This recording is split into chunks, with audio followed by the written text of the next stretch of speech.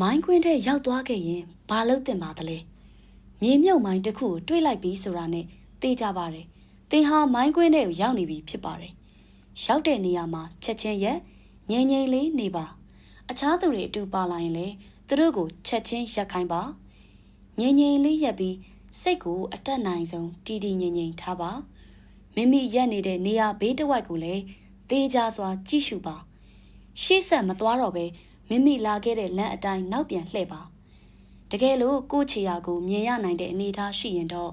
ခြေရာအတိုင်းနင်းပြီးဖြည်းဖြည်းချင်းရှောက်လှမ်းရပါမယ်လမ်းတစ်လျှောက်ခြေလမ်းချမဲ့နေရာတိုင်းကိုသတိကြီးကြီးထားပြီးနင်းလျှောက်ပါ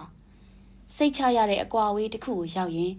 နေရာကိုသေချာအမှတ်အသားလှုပ်ထားခဲ့ပါအမှတ်အသားထားခဲ့ဖို့အန္တရာယ်များနေတဲ့အခြေအနေမပေးဘူးဆိုရင်လေ